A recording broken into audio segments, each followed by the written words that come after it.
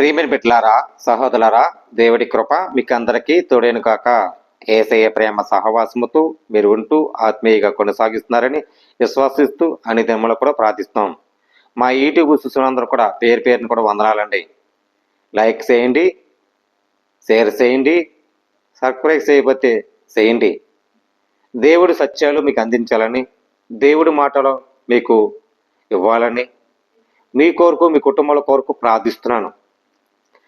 మీకు ప్రతిరోజు కూడా చూడండి, చూసి దేవుడి మాటలో చక్క రీతిగా ఏక మనసుతో ఉండాలి. మరి కొన్ని విషయాలు ధ్యానించాలని, దేవుడిచ్చిన అవకాశం బట్టి, దేవుడిచ్చిన ప్రేమను బట్టి కొన్ని సత్యాలు మీకు చెప్పాలని ఆశతో మీ ముందుకు వచ్చి మాట్లాడిపోతున్నాను. వినిపెట్లరా, క్రైస్తవ కుటుంబంలో ఉండవలసిన లక్షణాలు. క్రైస్తవ కుటుంబము ఉండవలసిన లక్షణాలు ఎలా ఉండాలి? కుటుంబం ప్రార్థన. కుటుంబం దేనికండి? భార్య, భర్త, పిల్లలు. ఇది కుటుంబం. ఎక్కడి నుంచి వచ్చింది కుటుంబం? దేవుడు అనుగ్రహించాడు. ఏక మనసుతో ఏకరీతిగా ఏకతడక ప్రార్థించండి. కుటుంబం ప్రార్థించాలి. కుటుంబము కానీ విడివిడికి ప్రార్థన చేతం కాదు. అందరు సమానముగా కూర్చుని ఒక్క భావములు ప్రార్థించాలి. ఇక్కడ అపోస్తలుల పౌలును ఇక్కడ చిన్న మాట ఉందండి. 10వ అధ్యాయం 1వ వచనంలోకి వెళ్తే అక్కడ చిన్న మాట చూడండి. 10:2 అతడు తన ఇంటి వారందరితో కూడి దేవునికి ఎందు భయభక్తి కలిగి వారై ఉండండి. దేవుడు అంటే భయం ఉండాలి, భక్తి ఉండాలి.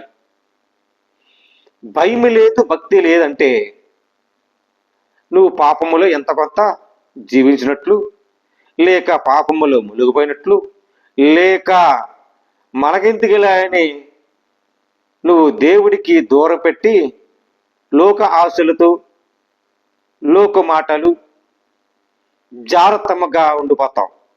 అదే పాపం అంటారు దాన్ని. మీరు పెట్టారా, ఇక్కడ ఏముందంటే ఇంటి వారందరితో, అంటే మొత్తం అందరినీ, భార్య, భర్త, బిడ్డలు, ఇంటి వారందరితో కూడి ఉంటే భయభక్తి గలవారి ఉండాలి. ప్రజలకు ధర్మం చేయని వారు ఎల్లప్పుడూ దేవుని ప్రార్థన చేసిన వాడు ఉండాలి. క్రైస్తవులు ఏంటండి? ప్రార్థన చేసే వ్యక్తిగా భార్య ఉండాలి, ప్రార్థన చేసే వ్యక్తిగా భర్త ఉండాలి, ప్రార్థన చేసే వ్యక్తిగా బిడ్డలు ఉండాలి. భార్య భర్తను బట్టే కదా బిడ్డలు కూడా ఏకరీతిగా ఉండి అలా ప్రార్థన చేస్తారు. భార్య చేయిపోయి, భర్త చేయిపోయి బిడ్డలు ఎలా చేస్తారు? దేవుడు నీకు ఇచ్చింది ఏంటి? ఏక మనసుతో ఒక శిరస్సుగా ఏర్పాటు చేశాడు దేవుడు. తండ్రి నామములు ఎరగా మనం ఉంటున్నామో, తండ్రి ఎరిగినట్లు మనం చూస్తున్నామో, ఒక భార్య భర్త ఒక శిరస్సుగా ఏర్పడ్డాడు సంఘానికి. దేవుడు సంఘానికి ఎలాగా ఏర్పాటు చేశాడు దేవుడు, అలాగా నీకు కుటుంబంలో శిరస్సుగా భర్తగా ఇచ్చాడు, శిరస్సుగా మరి ఏకరీతిగా భార్యని కూడా ఇచ్చాడు. ఎందుకని? కుటుంబము ఉండాలి ప్రార్థన. ఈ రోజులో కుటుంబంలో ప్రార్థన పోయింది, కుటుంబంలో ఏకరీతిగా పోయింది. కుటుంబంలో కుట్రాలు, కుసంత్రాలు, గొడవలు, సమస్యలు పెంచుకుంటున్నారు. ఎందుకని? దేవుడు అంటే భయభక్తి లేదు. పాప లోకాశలు, పాపంలో జీవిస్తున్నారు. తాగుడి బానిసైపోయి, పాప ఊబిలో పడిపోయి, ఏబిసారిలో పడిపోయి, లోక ఆశలో పడిపోయి, నీ ఇష్టమైన మనం జీవిస్తే భయం ఎక్కడుంటుంది? భయం భక్తి లేని వాళ్ళకే లోక ఆశలు, లోక పాపములు. భయభక్తులు కలిగిన వాళ్ళు ఏమేం చేస్తారండి?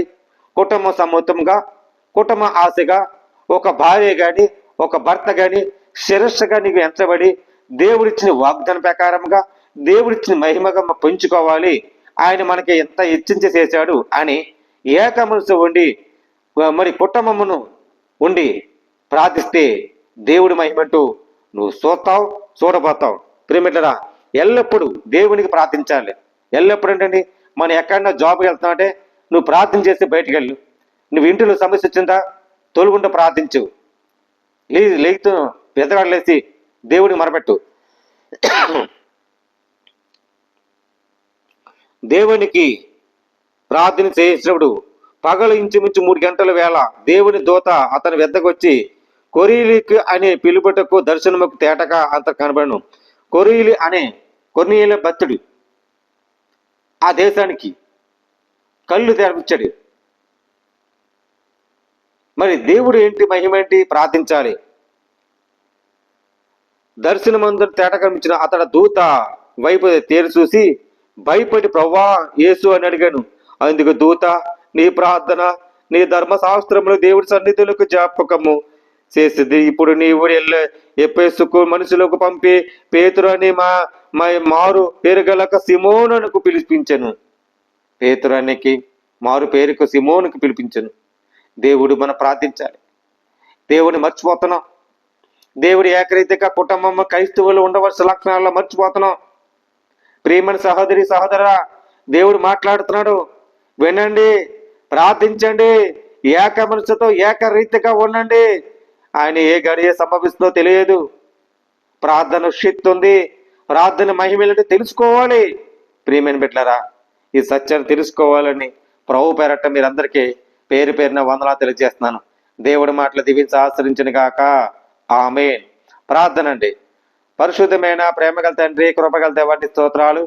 అనేక బిడ్డలు రక్షించిన ప్రభా నాయన, ప్రతి సంఘాలు దేశ విదేశాల కోసం ప్రార్థిస్తాం. రక్షణ దయచండి. ప్రయాణం అంతట్లో జాబుల కోసం ప్రయత్నములు దయచించండి. నీ ఆత్మసారంగా కుటుంబాల కొరకు, ఆరోగ్యాల కొరకు అయా క్రైస్తవులు ఉండవ లక్షణాలు ఎలా ఉండాలో ప్రభా ఎక్కదక్కడ ప్రార్థించినట్లుగా ఎత్తుగా ఉండేట్లుగా నీ సహాయం, నీ ఆశలు నింపండి ప్రభా. నీ చిత్త నెరవేర్చినట్లుగా సమస్తము ప్రభా నింపమని క్రీస్తు యేసు పరిశుద్ధాత్మ పెట్టి మీరు ఎదుర్కొంటున్నా పరమ తండ్రి. ఆమేన్. ప్రైజులండి. అందరికి వందనాలు. దేవుడు మీ కుటుంబాన్ని దీవించి ఆశ్రయించిన గాక. ఆమేన్.